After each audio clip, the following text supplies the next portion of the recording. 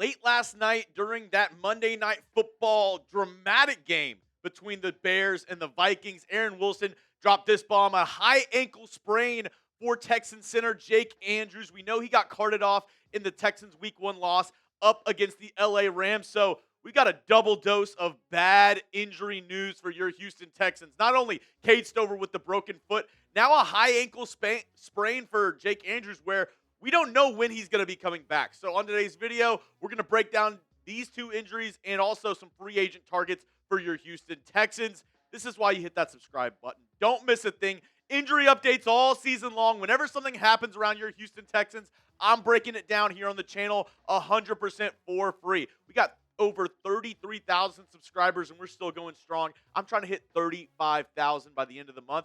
So if you're brand new to the channel, hit that subscribe button. Give me 1 week to prove to you why this is the #1 Texans channel here on YouTube.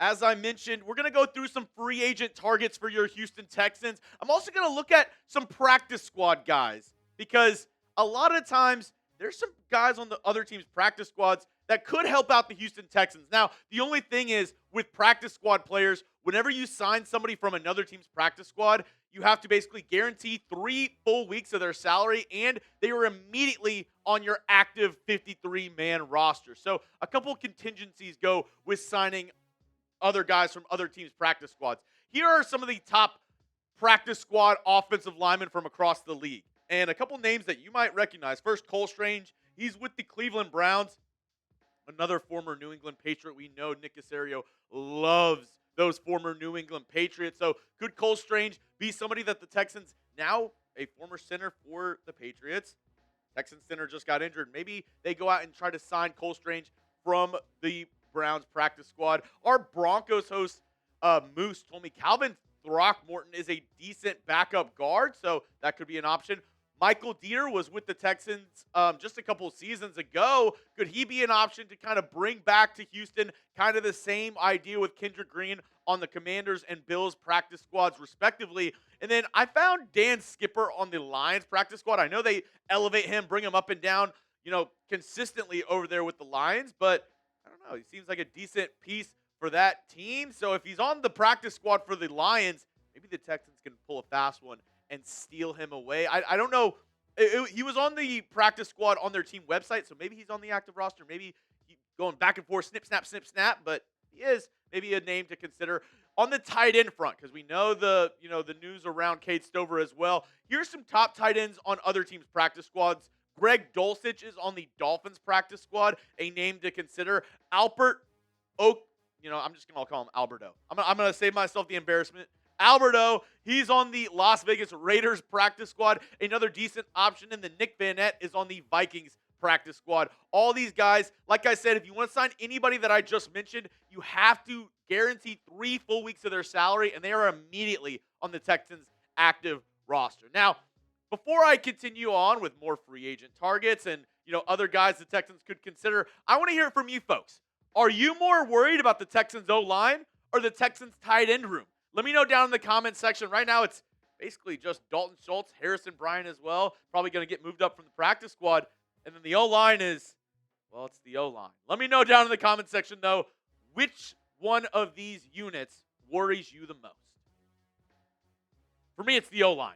It's the offensive line, and I don't know how anybody who's watching this video is not typing O-line right now down in the comment section. I'll be looking later on in the comment section. I'm looking at you watching this video right now, because as I look at this Texans depth chart up front, obviously this is not what we saw week 1, because Ed Ingram, he was a late scratch with an abdominal injury. Titus Howard then moved into right guard. Ariante Ursery kicked over to right tackle, and Cam Robinson was there at your left tackle.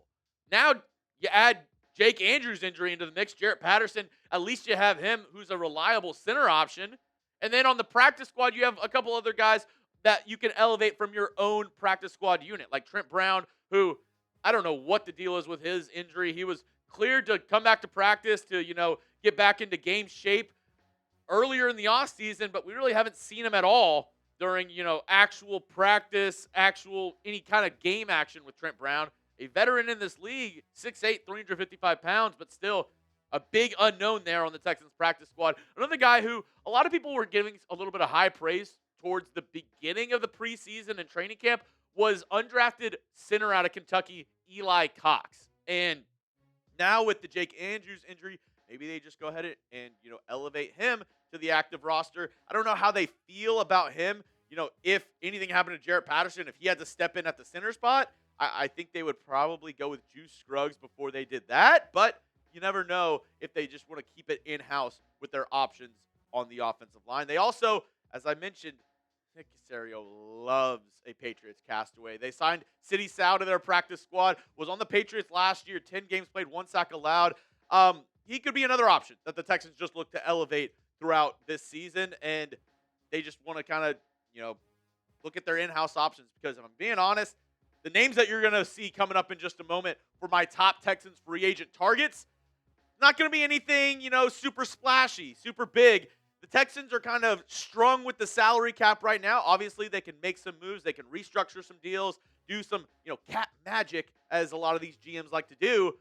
But we're not going to see any huge names in this free agent cycle for the Texans as the season goes on. But I'm going to tell you who those top free agent targets are at multiple different positions for this Texans team. Before we get into that, though, today's episode is brought to you by our friends over at Prize Picks, America's #1 daily fantasy sports app out there. You and I make decisions every single day. But on Prize Picks, being right can get you paid. Don't miss any of the excitement this season on Prize Picks, where it's good to be right. Prize Picks is simple to play. Just pick more or less on 2 to 6 player stat projections. If you get your picks right, you could cash in and win up to 2,000 times your money. And a lot of people, obviously, Texans, we're talking football, but they have so many sports over there. They have baseball, basketball, they have, racing, they have tennis, they have all sorts of stuff. So this is actually my lineup for tonight's Astros game if you want to look at it. I got Carlos Correa with a demon pick, 1.5 hits. Give me the more on that. Christian Walker, he has been slamming it as of late. So give me the demon pick on that at 0.5 home runs. And basically, if you have one of these little red demons, that means, you get a little bit of an extra multiplier because it's a little bit of a harder projection to hit. Jose Altuve, 0.5 runs today. Another demon pick. I got a bunch of demons in my lineup today. And then Shane Bieber, the pitcher for the Toronto Blue Jays, 1.5 earned runs. Give me the more on that. This is a goblin pick, which means it's a little bit easier. You can use my lineup for tonight's game, or just go ahead and download the Prize Picks app and make your own, just like Drewski is right there on the left side of your screen. So get started today with our friends at Prize Picks. Download the Prize Picks app today. Use code CLNS to get $50 in lineups after you play your first $5 lineup. That's code CLNS to get $50 in lineups after you play your first $5 lineup. Prize Picks. It's good to be right. All right, so I'm going to start with the free agent offensive lineman. And I know, cover your eyes, try to close your ears, don't hear anything, because the first name on there is going to be Shaq Mason.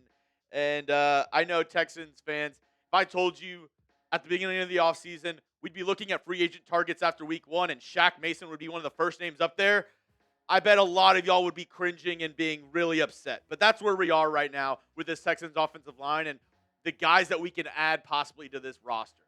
Shaq Mason, Tyre Phillips is another one who we could add. Isaiah Wynn is a very intriguing target to me. A former Patriot, also a former Dolphin. So been with the Mike McDaniel kind of, Kyle Shanahan system already. A former Patriot as well. So might know him from his days back then with Nick Caserio and Cole Popovich. This is a name that I want everybody to just keep in the back of your mind. Isaiah Wynn. And then Andre Dillard was with the 49ers practice squad. Obviously, one pick before the Texans picked Titus Howard in round 1. He has bounced around. Did not work out with the Eagles. Did not work out with the Titans. And then obviously did not work out with the 49ers this offseason. Before I get into more names, though, will the Texans sign a free agent or make a big move? They've been pretty under the radar since making some, pretty splashy moves in the offseason, trading for C.J. Gardner-Johnson.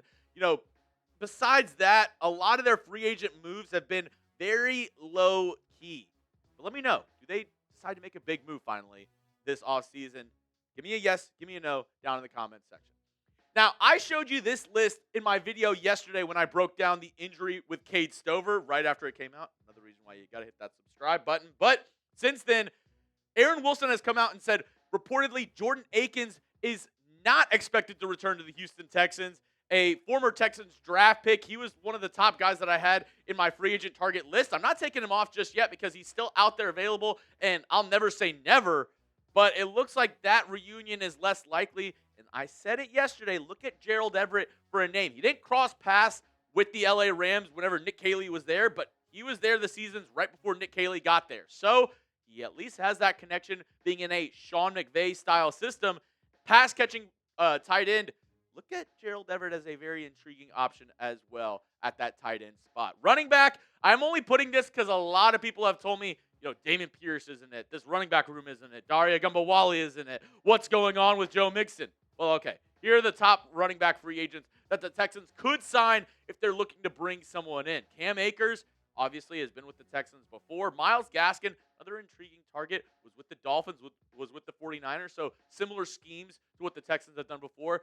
Texans already went ahead and got a former Bengal and Joe Mixon, so why not get another one in Zack Moss? And then Gus Edwards, another guy where I'm like, man, whenever I looked it up, I was like, he's a free agent? I feel like every year he's a free agent. He signs to a team and he does really well. So why not the Houston Texans if we're looking to add some more talent in this running back room? Gus Edwards, another pretty good name. And then I'm just lumping in cornerback and safety together into defensive backs. Mike Hilton was with the Dolphins and then ended up getting cut, one of the surprise cuts from their 53-man roster. Kendall Fuller, another cut from the Dolphins this offseason. I think he would actually garner too much money for what the Texans are willing to pay for a backup secondary piece.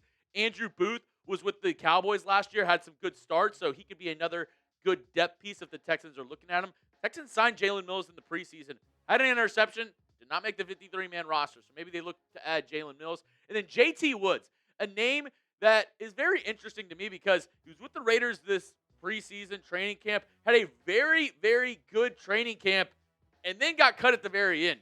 He was working with the Raiders ones in their secondary halfway through training camp and preseason. And then he just kind of fell out of favor with Pete Carroll and that coaching staff. But I think the Texans could definitely look to add pieces in this secondary for depth. We saw Derek Stingley kind of have like a little bit of a hip injury in week 1 up against the Rams. And then we know the Texans didn't keep a lot of guys in that secondary, so they need more depth throughout the season.